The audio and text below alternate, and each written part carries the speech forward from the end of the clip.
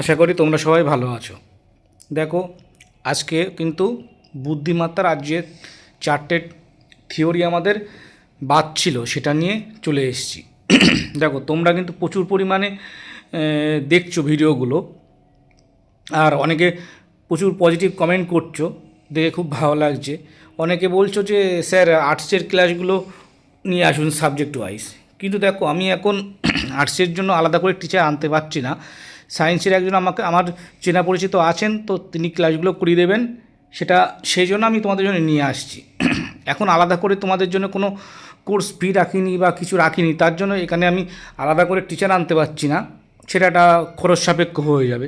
সেই জন্য আমি এখন আপাতত আর্টসের বিষয়ভিত্তিক যে টপিকটা আছে সেটা আমি নিয়ে আসতে পারছি না। আমি পেডাগোগি তো করিয়ে দিচ্ছি সাবজেক্ট ওয়াইজ, সে আর্টস বলো আর সায়েন্স ম্যাথ যাই বলো না কেন, কিন্তু আর সায়েন্সের ক্লাসটা আমি করিয়ে দেবো।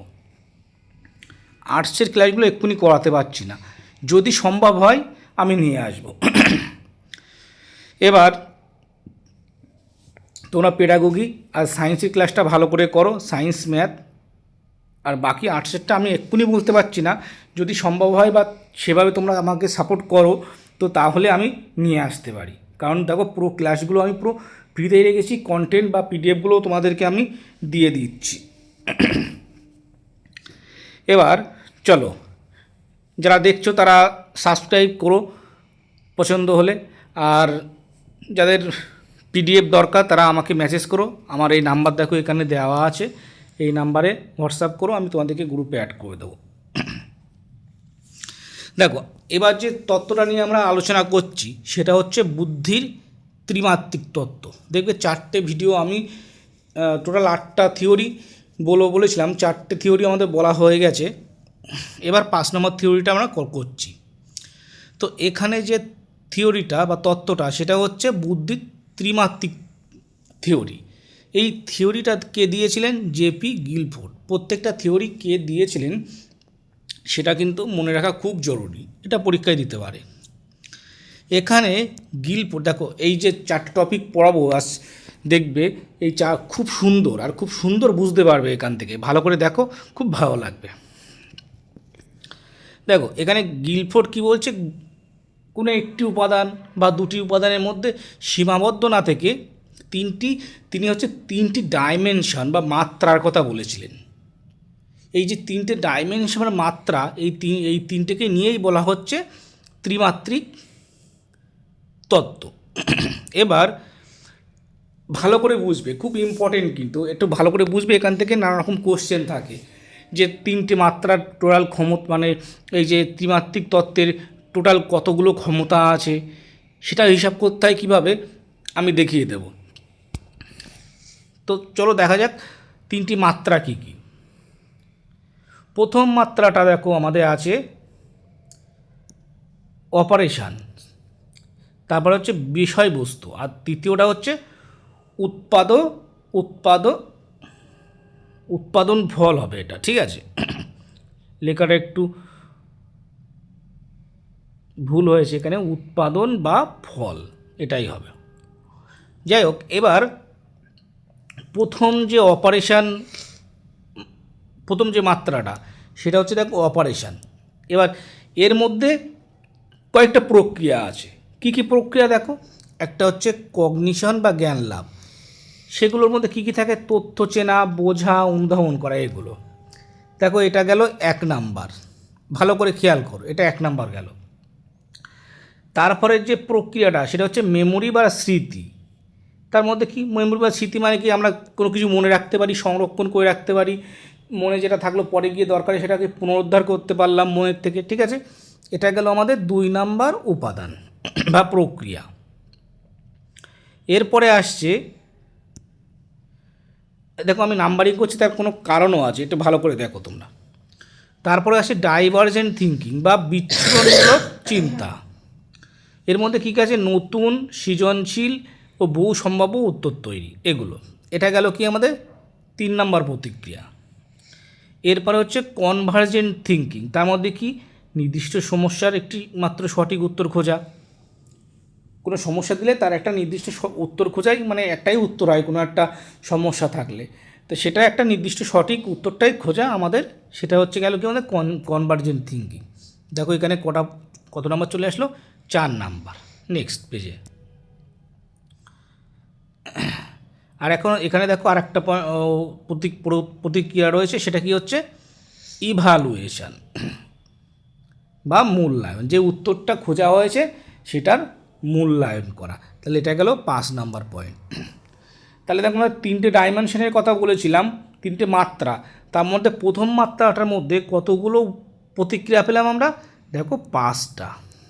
ঠিক আছে, এটা মনে রাখো। এবার দ্বিতীয় যে ডাইমেনশনটা আসছে সেটা হচ্ছে বিষয়বস্তু, মানে কি বিষয়বস্তু নিয়ে আমরা মানে প্রক্রিয়াটা চলবে। ঠিক আছে, সেটা তার মধ্যে কি আছে দেখো, ফিগারাল আছে, এটা ফার্স্ট প্রতিক্রিয়া গেল, মানসিক প্রক্রিয়া। ফিগারালের মধ্যে বা চিত্রমূলক মানে ছবি আঁকা, আকৃতি, ভিজুয়াল তথ্য এসবগুলো যাবে এর মধ্যে। তারপর 2 নাম্বার পয়েন্টটা কী আসছে, সিম্বলিক। দেখবে এই ফিগারালটা পরবর্তীকালে গিয়ে আরও 2টো ভাগে ভাগ হয়ে গেছে, সেটা পরে আসছি। ঠিক আছে, এখন জাস্ট এটা দেখো। তারপর এটা হচ্ছে সিম্বলিক বা প্রতীকী, তার মধ্যে কী থাকবে, সংখ্যা, অক্ষর, চিহ্ন এসবগুলো থাকবে। 3 নাম্বার যে প্রক্রিয়াটা সেটা হচ্ছে সিমান্টিক বা ভাবাত্মমূলক, তার মধ্যে কি শব্দের অর্থ, ধারণা এইসবগুলো থাকবে। আর 4 নাম্বার বিহেভিয়ারাল মানে আচরণগত, মানুষের আচরণ, অনুভূতি, সামাজিক সংকেত, ব্যবহার এইসবগুলো।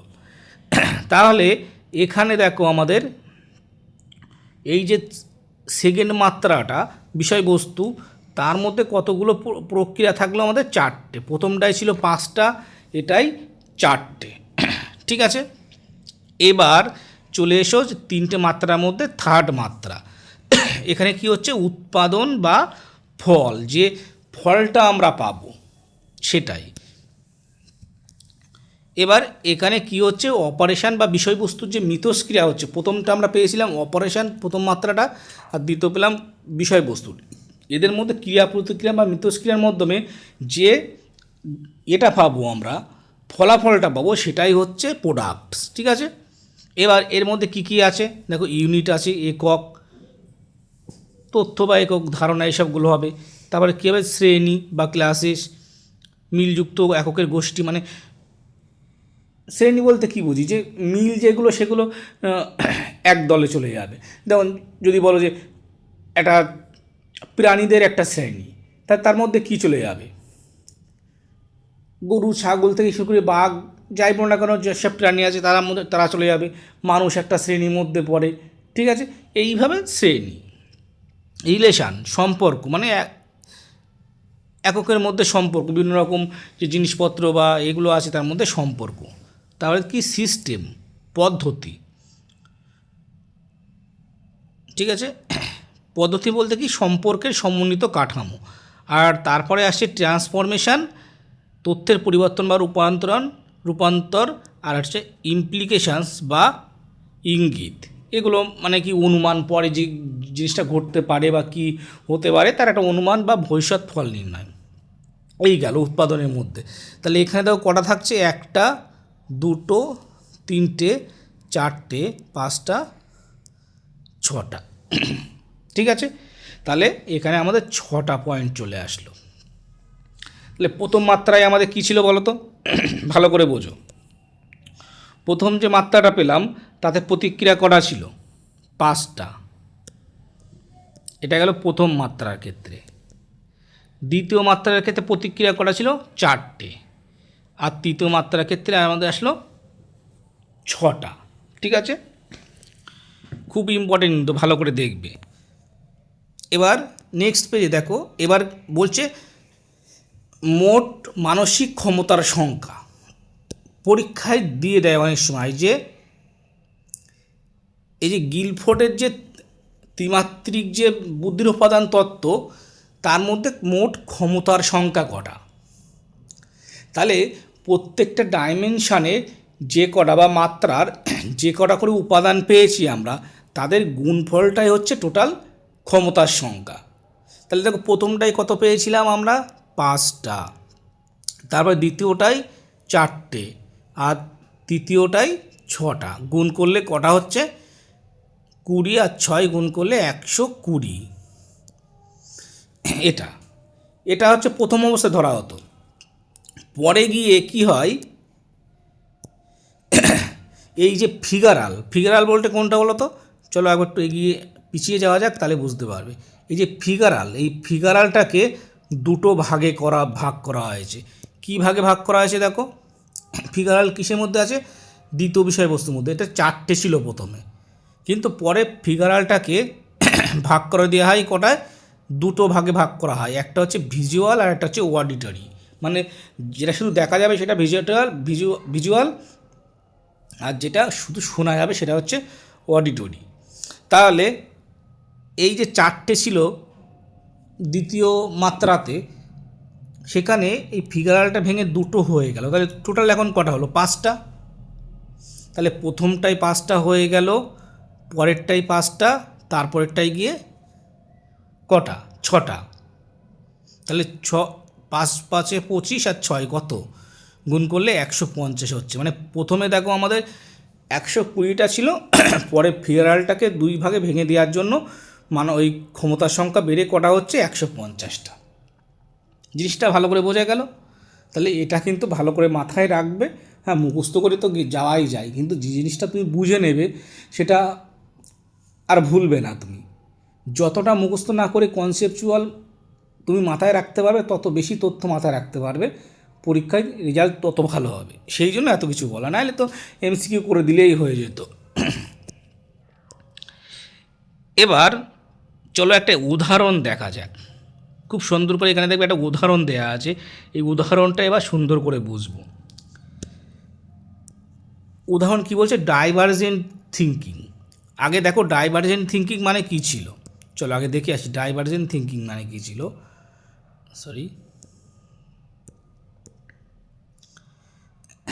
ডাইভারজেন্ট থিঙ্কিং,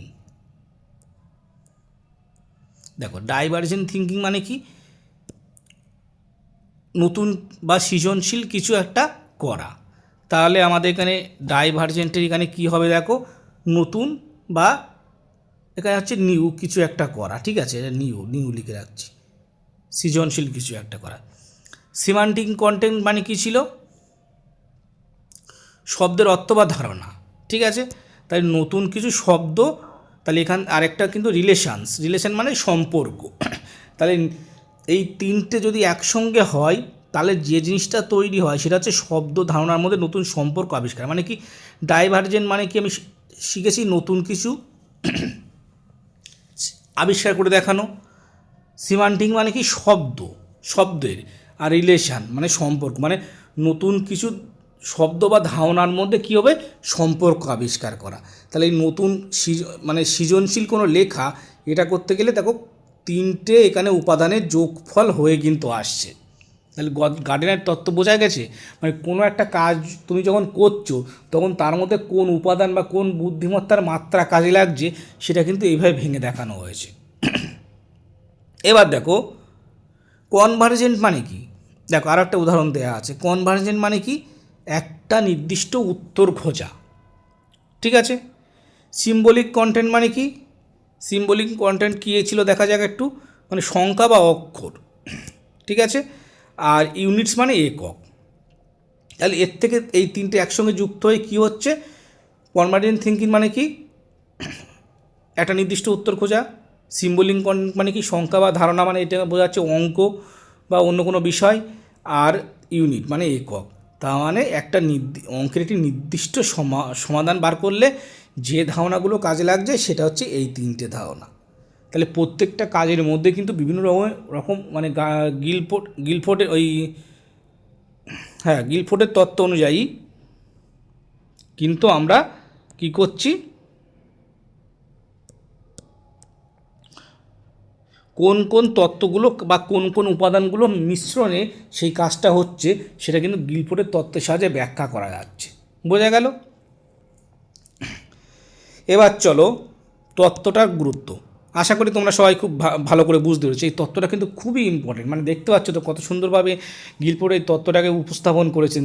তিনটে মাত্রা ছিল, তার মধ্যে বিভিন্ন রকম উপাদান কোন মানে একটা অঙ্ক সলভ করতে গেলে কোন কোন উপাদান কাজে লাগছে, বা নতুন কিছু আবিষ্কার করছো, সংখ্যার মধ্যে সম্পর্ককরণ করছো, তখন কোন কোন উপাদান কাজে লাগছে, সেটা কিন্তু এইভাবে ব্যাখ্যা করা হয়েছে। এবার গুরুত্ব কী কী, বুদ্ধিকে বহুমাত্রিক ও বিশদভাবে ব্যাখ্যা করা হয়েছে এখানে। তারপরে ক্রিয়েটিভিটি বা সৃজনশীলতাকে বুদ্ধির গুরুত্বপূর্ণ অংশ হিসেবে কিন্তু এখানে প্রতিষ্ঠা করা হয়েছে। শিক্ষা ও মূল্যায়নের বিভিন্ন দক্ষতা শনাক্তে সহায়ক। ঠিক আছে, এই গেল এর গুরুত্ব। এবার সীমাবদ্ধতা, এরও কিছু সীমাবদ্ধতা আছে দেখো। অত্যন্ত জটিল ও বিশ্লেষণধর্মী, ব্যবহারিকভাবে প্রয়োগ কঠিন। মানে খুব বড় কোনো ঘটনা বা বিশ্লেষণধর্মী কোনো ঘটনার ক্ষেত্রে কিন্তু এটা ব্যবহার করা যায়নি। এবার বলছে 120 অথবা থেকে প্রথমে আমরা বলেছিলাম 120টা ক্ষমতা, তারপরে একটা ভেঙে দুটো হয়ে গেল ফিগারালটা, একটা অডিটরি একটা ভিজুয়াল, তারপরে সেটা হয়ে গেল 150টা। তাই এই দুটোর ক্ষমতার পরীক্ষামূলক যাচাই কঠিন। আর একটা কি, দৈনন্দিন শিক্ষাক্ষেত্রে সরাসরি প্রয়োগ সীমিত। ঠিক আছে, শিক্ষাক্ষেত্রে সরাসরি এর প্রয়োগ করা যায় না। এই গেল আমাদের টোটাল মানে পুরো গিলফোর্ডের মানে ত্রিমাত্রিক তত্ত্ব। আশা করি তোমরা খুব ভালোভাবে বুঝতে পেরেছো। দেখো নোটটা কত সুন্দর গুছিয়ে করেছি, আর তোমাদেরকে সঙ্গে সঙ্গে আরও ভেঙে বুঝিয়ে দিলাম।